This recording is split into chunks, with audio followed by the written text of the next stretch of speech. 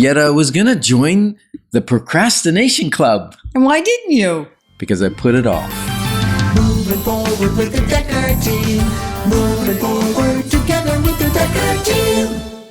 We are excited to welcome you to another episode of Life's Inside Track. I'm Yetta Dekker. And I'm Ken Dekker. And it's where we share techniques, tips, tactics, tools, and some thoughts on how to make your house home, how to get the best out of what you're up to in life. And so thank you that we get to, it's a thank you, that you join us and we get to consider what do we want to stop doing or never take on doing when we are thinking about investing in real estate. Yeah. Because it's getting harder and harder, right? It's harder and harder to keep our capital, keep our money and not risk it and still make decent profits. Yeah, we need to preserve our capital. And there's a few ways of things to not do or to stop doing if you've been doing them, which will help you do that. Exactly. And the first one is don't over leverage. What's over leverage, Yetta? That is when you don't keep enough equity and you put yourself at great risk. Right. If anything were to change, with the interest rates having just gone up, they've been going up for a while. But if you were over leveraged, you had a lot less options available to you and might even feel forced to sell. Whereas if you had a lower leverage, potentially you could re-leverage to give yourself cushion for a period of time. It just opens options. Yeah, I find that sometimes people come to me and they go, well, I could buy this investment property, this building, if I take out private lending at a higher interest rate, and they're trying to calculate whether the numbers still work. And many times they don't.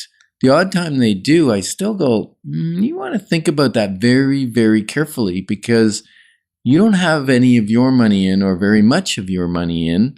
And what could happen is a slight fluctuation in the price of the valuation of the property could totally backfire when you think you're going to go and refinance in 6 months or something. If the market slides a little bit, you're in trouble. And so stop doing that if you're doing it. Don't over leverage. And then the other thing we're going to say, don't, unless you have so much money and you think it's a good choice that you could lose it and it would mean nothing to you, right? Like there are people that go, I want to speculate. I just want to play at this. This is my play money. So you're saying don't speculate. Unless you can afford to lose the money. And have no attachment to it. Now, what is speculating? Like, if I buy a rental property that has a tenant in it, is that speculating? I don't think so, as long as you know your numbers. Okay. And you know where you're at in the process. Right. But if I were to buy, say, a new build, and I have no idea, it's going to be maybe built in a year or 2 years or 3 years, and I have no idea what the market's going to be then, or what the rents will be then, or what the interest rates will be then. Now I'm speculating on a lot of factors coming into alignment that may or may not come into alignment. So it's very speculative. So you could win big because you got little money in. Right. Or you could lose big. Yeah. That's speculative. And we've had a number of people running that issue lately. Yeah. And I think. And appreciation, because you're also, isn't that part of the speculation? You're counting on an appreciation. Yep. And if you don't get it, now it's a nasty situation. That's true.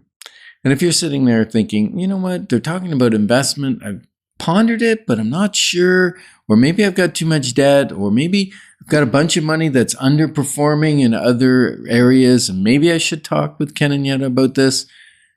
Two things. One, you could read our wealth formula. If you haven't read it, and if you've read it, reread it maybe. Yeah. And you can get a copy of it on Amazon.ca. Or you can get a copy from our office if you stop in at our office on Corvus Court. And then, or if you think, you know what, maybe I'm ready. I'm almost ready. I've got a bunch of money set aside. I got a bunch of equity in my house. Maybe I should talk with Ken and Yetta. Give us a call. We'll do a little clarity call. and we'll figure out whether we should take the next step, and that's to meet in person and go through all the deeper details. Yeah. The other thing you want to stop doing is ignoring property management. Ooh. Do you mean like managing the tenants or managing the property? How about yes? Yes and yes? Yes and yes. Okay, so are you saying that if I ignore the maintenance of my property, it could backfire? It could. But what if I don't have access cash flow and I got to borrow the money, or I got to take it out of my house, or I got to do a line of credit, or I got to use my cash reserve to maintain my house? Should I still do it? Well, you have to look at the cost. What's the implications of not doing it? What's the greater risk? Okay, what is the Right? greater risk if I don't do it? I think it's situational. You don't think it's situational?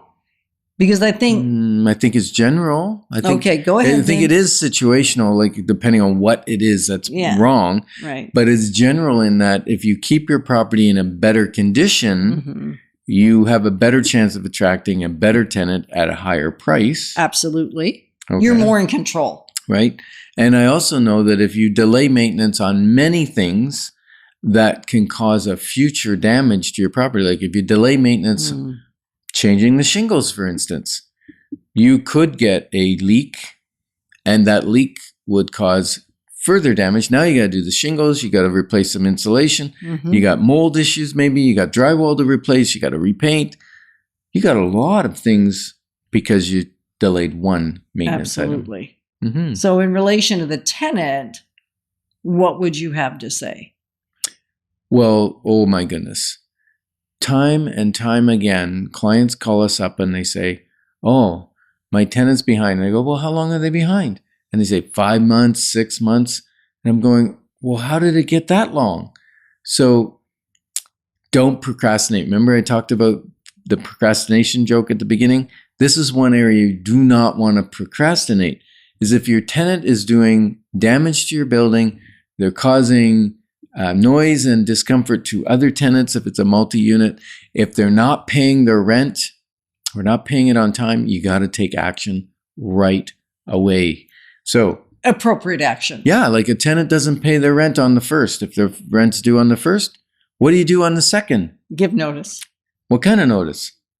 Well, they're unpaid rents. Yeah, and you're evicting them. You give It's them... just so harsh. And it sounds harsh, doesn't it? It does. You give them the eviction notice. You don't go, oh, well, could you give it to me in a couple weeks? You start talking. You can talk like that, but you still give the eviction notice, and then that sets them on notice, and then they have a certain number of days to rectify the shortfall of money. Right. And if they don't, now you can continue on the process. But if you wait 3-4 months to start that process, now you're way behind. Now the tenant owes you 20 grand, and it's a big problem. Okay, that sounds depressing. So what you want to stop doing as well is calling the current landlord to get a reference for a potential new tenant. Yeah, way better to call the landlord 2 times before. Exactly, because even now they can say there is no rent owing when somebody has been asked to leave and you've forgiven the rent as the landlord. So it's with this whole current rental situation, it's messier. So you want to be crystal clear. Right. So my question for you is, can time in the market be more valuable than timing the market?